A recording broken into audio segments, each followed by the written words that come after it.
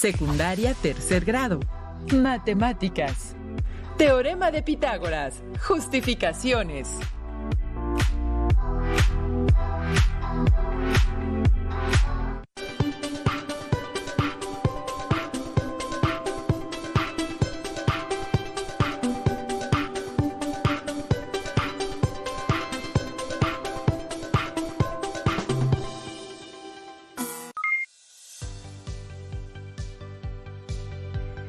Bienvenidas y bienvenidos. Soy la maestra Luz Calderón y esta es su clase de matemáticas de tercer grado.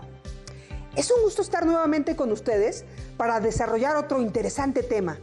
Seguimos trabajando, así como lo hemos hecho a lo largo de la semana, el aprendizaje esperado resuelve problemas que implican el uso del teorema de Pitágoras. Hoy haremos un recorrido a través del tiempo para conocer la historia del teorema de Pitágoras, la vida del famoso matemático griego y algunas justificaciones de su famoso teorema. Comencemos.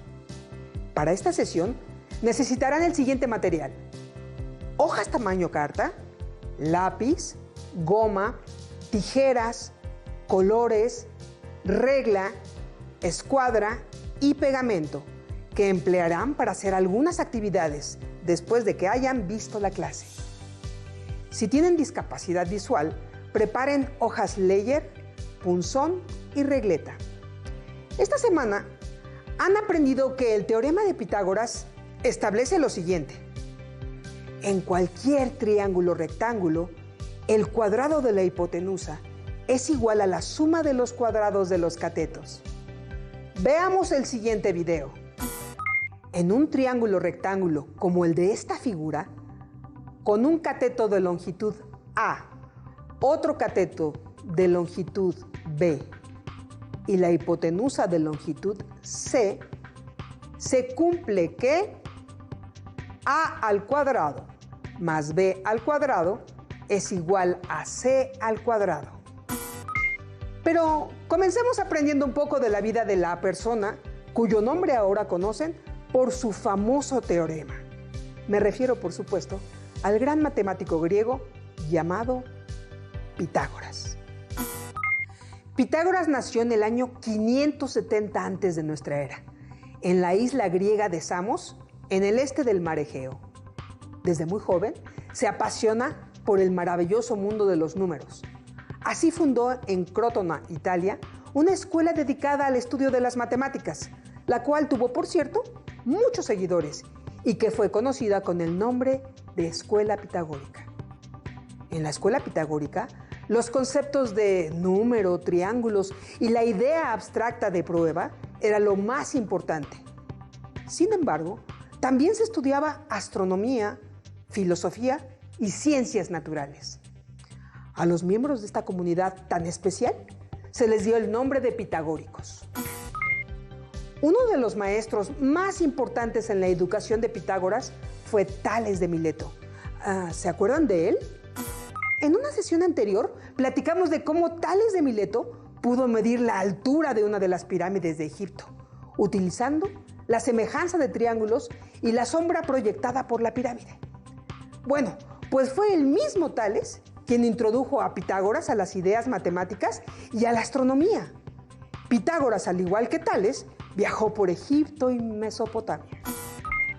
El concepto del teorema de Pitágoras fue utilizado por los babilonios, egipcios y chinos, muchos siglos antes de que el propio Pitágoras naciera. ¿Cómo es que sabemos esto? Gracias a los registros históricos como tablillas y papiros. Por ejemplo, la forma del teorema de Pitágoras apareció en la antigua civilización egipcia, 2000 años antes de nuestra era. Los egipcios conocían y utilizaban el hecho de que el triángulo de lados 3, 4 y 5, o proporcionales a estos números, era un triángulo rectángulo. A este triángulo lo llamaban triángulo de Isis y lo utilizaban en herramientas de trabajo. El triángulo de Isis era una cuerda con 12 segmentos iguales divididos por nudos atados que formaban un triángulo rectángulo con lados de longitud de 3, 4 y 5, y que utilizaban como escuadra para trazar líneas perpendiculares. Sí, los egipcios y al parecer también los chinos y los babilonios conocían el concepto mucho antes que Pitágoras. ¿Por qué entonces lleva el nombre del matemático griego? Porque Pitágoras fue la primera persona que propuso y demostró formalmente este resultado matemático que llamamos teorema.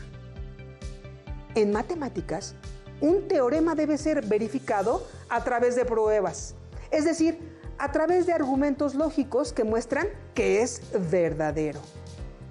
Y para saber que el teorema de Pitágoras funciona para triángulos rectángulos y que el teorema es verdadero, necesitamos comprobarlo. Quizás sea el teorema matemático que ha generado el mayor interés, pues como ya mencioné, es útil en la vida cotidiana. Además de serlo en muchas otras aplicaciones como en ingeniería, en diseño, en el arte, en las diferentes ciencias, como por ejemplo en la astronomía. Existen cientos de pruebas del teorema de Pitágoras a lo largo de la historia. Conozcamos algunas pruebas del teorema de Pitágoras. Comencemos con la prueba atribuida a los propios pitagóricos. Los invito a ver el siguiente video. Veamos primero la demostración geométrica atribuida a los propios pitagóricos.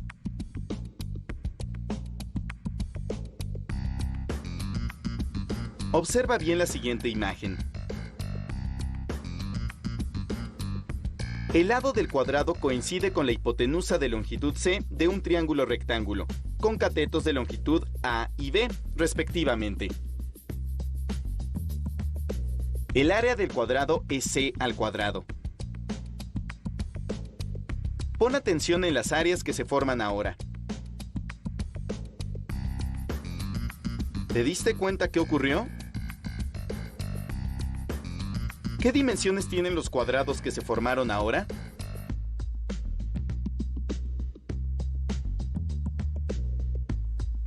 Va de nuevo.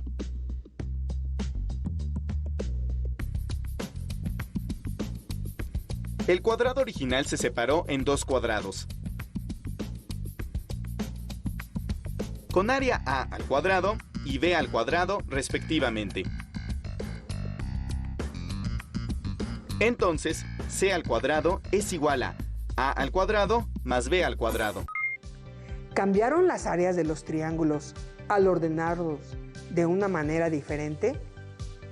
¿Cambió el área total de la figura?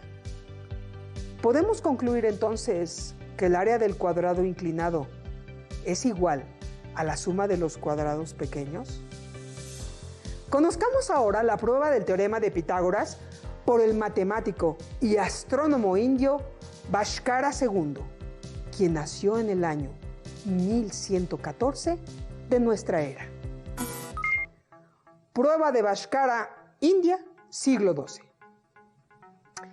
Empezamos con un triángulo rectángulo y tenemos los lados A, B y C y nuestro ángulo recto. Entonces, Bhaskara dijo que si dibujamos otros 3 triángulos iguales para tener un total de 4 y los colocamos de esta manera, obtenemos un cuadrado pequeño y un cuadrado mayor con medida de lado C. Por lo tanto, el área del cuadrado mayor es C cuadrada. Ahora vamos a tomar estos 2 triángulos, por cierto, triángulos isósceles, y vamos a tomar este primero y lo giramos de esta manera para colocarlo en este sitio. Y este otro lo giramos para que nos quede de este lado. ¿Los triángulos han cambiado de forma y de medida? No, ¿verdad? Pues siguen siendo los mismos. Lo único que hicimos fue rotarlos, lo que significa que el área de cada figura no ha cambiado. Ahora observen que este lado es B. Este otro lado también es B. Este de aquí es A y este es B más A. Bien, Continuemos con la prueba de Bhaskar. Dibujemos sobre nuestras figuras una manera diferente de líneas y recordemos que este lado de abajo es B más A, pero coloquemos primero ahora B más A, de tal forma que el cuadrado aquí generado tiene como medida del lado B y en el cuadrado pequeño la medida del lado es A. De esta manera, el área del cuadrado grande es B cuadrada y el área del cuadrado chico es A cuadrada. Finalmente podemos obtener que el área de este cuadrado que es B cuadrada más el área de este otro que es A cuadrada es igual al área de nuestro cuadrado grande inicial, es decir, C cuadrada. Por lo tanto, el teorema de Pitágoras queda entonces demostrado. Hermoso, ¿verdad? ¿Cómo expresarían algebraicamente el resultado de la prueba de Bhaskar? Veamos ahora nuestra primera demostración algebraica del teorema de Pitágoras. Observemos la figura.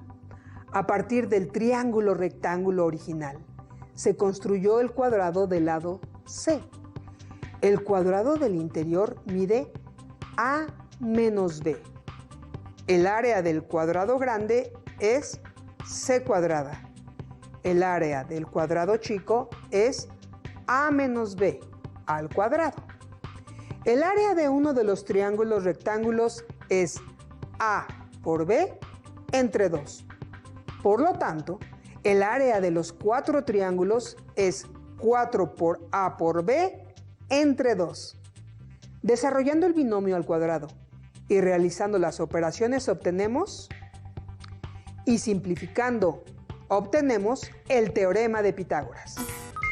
Es hora de que ustedes comprueben el teorema de Pitágoras, por lo que utilizarán los materiales sugeridos al inicio de esta sesión.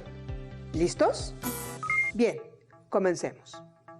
Dibujen en una de sus hojas, con la ayuda de su regla y escuadra, un triángulo rectángulo de lados A, B y C, en donde C sea el lado más largo, es decir, la hipotenusa, A el lado menor y B el lado restante. Con su lápiz, marquen el ángulo recto del triángulo. Ahora, considerando la longitud de cada uno de los lados del triángulo, construyan 3 cuadrados. Empecemos con el lado A. Construiremos el primer cuadrado con medida de lado A. Luego, el cuadrado de lados de medida B. Y por último, el cuadrado generado a partir de la longitud de la hipotenusa, es decir, medida del lado C. Coloreen los cuadrados y el triángulo de diferente color. Con sus tijeras, recorten los 3 cuadrados y el triángulo rectángulo. Hagan 7 copias del triángulo rectángulo y las colorean del mismo color que el primero. Así tendrán 8 triángulos rectángulos. En otra hoja, coloquen 4 de los triángulos y los cuadrados de lados A y B, es decir, los cuadrados pequeño y mediano de la siguiente forma. Con mucho cuidado, péguenlos en esa hoja. Tomen ahora otra hoja y coloquen los 4 triángulos restantes y el cuadrado más grande de la siguiente manera. Péguenlos en esa hoja. Observen que en la primera hoja han generado un cuadrado muy grande formado por 4 triángulos rectángulos que forman 2 rectángulos y 2 cuadrados, uno de área B cuadrada y el pequeño de área A cuadrada. En la segunda hoja también se ha generado un cuadro igual de grande que en la primera hoja. Este cuadrado está formado también por 4 triángulos, pero un solo cuadrado de lados de longitud C, es decir, de longitud igual a la longitud de la hipotenusa de los rectángulos. Analicen, ¿ambos cuadrados grandes tienen la misma área? ¿Cómo son las áreas de los triángulos? ¿Iguales? ¿Diferentes? Seguro sus respuestas son correctas. Los dos cuadrados grandes tienen la misma área. Y como ambos cuadrados están formados por el mismo número de triángulos rectángulos que son congruentes entre sí, por tener igual medida de sus ángulos y de sus lados, entonces podemos afirmar que la suma de las áreas de los cuadrados de lados A y B de la primera hoja es igual al área del cuadrado del lado de medida C, lo cual podemos resumir de la siguiente manera. A al cuadrado más B al cuadrado es igual a C al cuadrado. Han demostrado ustedes el famoso teorema de Pitágoras. ¡Felicidades! Por último, una prueba más del teorema. Imaginen 3 cajas cuadradas de acrílico con la misma profundidad, acopladas a un plato giratorio y conectadas entre sí alrededor de un triángulo rectángulo. Imaginen que llenamos el volumen de la caja más grande que se encuentra en la parte de abajo del plato y luego la giramos de tal manera que el cuadrado grande ahora esté arriba y los otros 2 cuadrados abajo. Y dejamos que el contenido líquido del cuadrado mayor se vierta en los otros 2 cuadrados. ¿Qué esperan que pase? ¿El agua del cuadrado mayor será suficiente para llenar los otros 2? Comprobemos el resultado. ¿Pasó lo que esperaban? Te reto a que busques más sobre esta demostración. Bien, ahora demuestren que han comprendido bien el tema de esta semana. Contesten la siguiente trivia. ¿Cuál es la ecuación que representa al teorema de Pitágoras? A. El cuadrado de la hipotenusa menos 1 de los cuadrados de los catetos es igual a 1. B. La suma de los catetos es igual al cuadrado de la hipotenusa. C. El cuadrado de la hipotenusa es igual a la suma de los cuadrados de los catetos. Exacto, es C. El cuadrado de la hipotenusa es igual a la suma de los cuadrados de los catetos. El teorema de Pitágoras se cumple: A. Solo para triángulos acutángulos. B. Solo para triángulos rectángulos. C. Para todo tipo de triángulos. Bien, es B. Solo para triángulos rectángulos. ¿Para qué puede servirnos el teorema de Pitágoras? A. Para medir distancias. B. Para calcular la medida de ángulos. C. Para calcular la velocidad. La respuesta correcta es A. El teorema de Pitágoras también nos sirve para medir distancias. Empezamos la semana estudiando al triángulo rectángulo, sus propiedades, cómo se utilizaba y utiliza para calcular distancias usando la altura del vértice del ángulo recto a la hipotenusa. También vimos las relaciones entre los cuadrados de los catetos y la hipotenusa hasta llegar a la enunciación del teorema de Pitágoras. Y a esta sesión, en donde exploramos su historia a través de sus justificaciones. Les invito a que busquen en su libro de texto todo lo relacionado con este tema y que resuelvan los ejercicios que ahí se proponen, para que así puedan enriquecer su conocimiento. Por el momento terminamos. Fue un gusto estar con ustedes. Nos seguiremos viendo para seguir aprendiendo matemáticas en otra sesión de Aprende en Casa 2. ¡Hasta la próxima! Si tienes dudas o necesitas ayuda, llama al Centro de Apoyo Pedagógico a Distancia. El número de teléfono para secundaria es el 55 36 01 71 23. Si requieres consultar los libros de texto en versión digital, recuerda que los puedes encontrar en la página conalitec.cep.gov.mx. Y recuerda que también cuentas con el sitio aprendeencasa.cep.gov.mx, en donde podrás ver nuevamente los videos de los programas y además encontrarás actividades para fortalecer tus aprendizajes.